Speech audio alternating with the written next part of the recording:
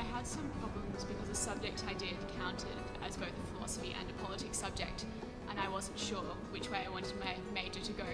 I thought it would be a good subject to take, but then the next year when I decided I did want to major in philosophy, the subject was no longer counted as part of the philosophy subject group, and therefore they told me I couldn't major in philosophy anymore because I hadn't met the prerequisites to move on into third year. What could you do? Well, I looked on the portal because I was trying to enroll in third year subjects, and it just told me that I couldn't because I hadn't met the second year requirements. So I went to the Arts Student Centre and told them about my problem. At first, at the front desk, I was just kind of directed to the handbook online, which I had looked at, and they just told me that no, you haven't met the requirements. And then I tried to explain myself and saying that last year it was counted if you looked at an old handbook. And eventually I had an appointment with a student advisor when I then had to explain myself again. And then they just kind of told me that they weren't sure what had happened, and that if I had problems I should go and talk to the head of the School of Philosophy. But I should just go to the classes and maybe the system would resolve itself. And I suppose the system eventually did resolve itself because I have since graduated from arts. So there was just a lack of communication. I was never told what was going on, what was happening, but I assume it was all okay because I have since graduated. But you have no idea why that happened? No, I have no idea why that happened. I have no idea what the issue was, why it was resolved, whether the departments spoke to one another or whether it was just a systematic glitch that then righted itself in the student portal. What do you think caused the issue? You've mentioned communication. What do you mean by communication? Lack of communication. Yeah, exactly. There was no indication at all on the internet that the handbook had been changed, so that my subject was no longer counted as a philosophy subject. I mean, I understand that not many people would have been in the same situation as I was, but just no one really knew what to do with me, and they just all kind of fobbed me off to someone else, just like another area of authority, to the extent where they just told me to go talk to the head of the philosophy school, who obviously doesn't, really deal with such systematic issues. And so I suppose just communication between the departments and just letting me know what was going on. And it sounds a little bit like each time you went to someone new, it was like starting over again. It was definitely starting over again, yeah. So who did you approach when you wanted to make the change?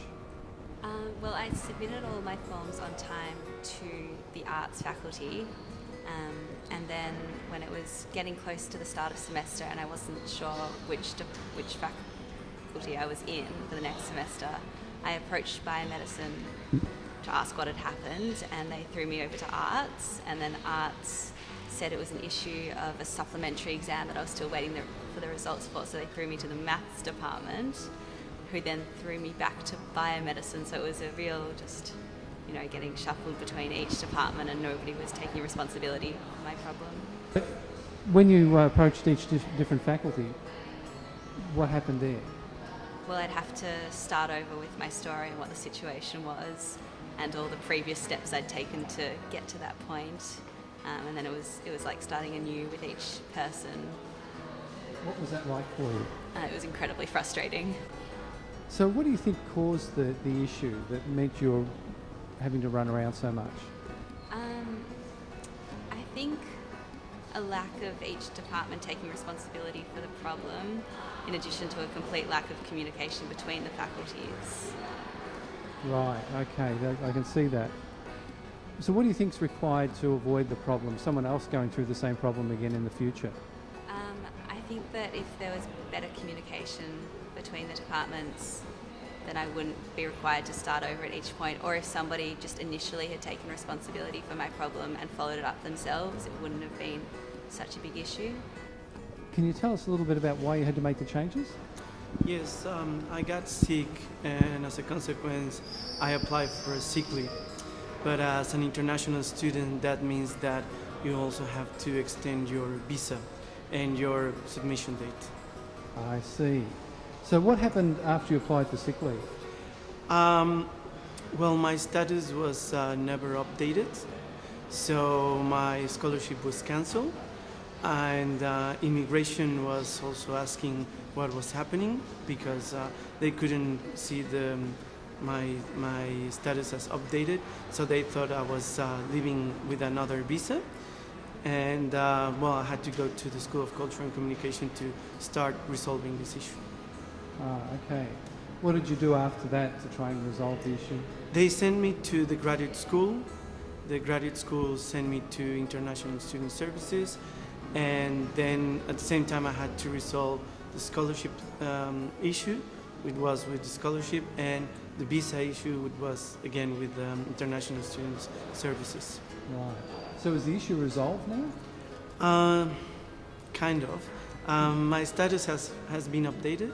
After 6 weeks, it was updated. It took them that long time, so things are getting better. How long would you estimate it's taken? About 6-7 weeks from the moment I apply until they actually updated my status.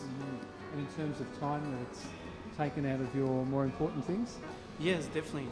I spend more time doing queues and making telephone calls and actually my research. What about the communication between the groups that you're It's talking evident to? that there is a lack of communication between, in my case, the School of Culture and Communication, the graduate school, the Faculty of Arts, International Student Services. So it's, too many people. Uh-huh. And did it seem like everyone knew what was going on with your case? No, of course not. I had to tell over my story over and again every time I went to a new place or every time they sent me to another office. I had to do it. I had to explain, I had to give my student number, say what the situation was, and of course they all were frustrated and disappointed because I was telling them, oh, the School of Culture and Communication sent me to you guys, then they sent me to another office and so on. Right. So what do you think contributed to this merry-go-round that you seem to have been on? Well, I hope in the future there is a much better communication between faculty, graduate school, the department, and of course the International Student Services. Good. As I mentioned before, we're moving toward that.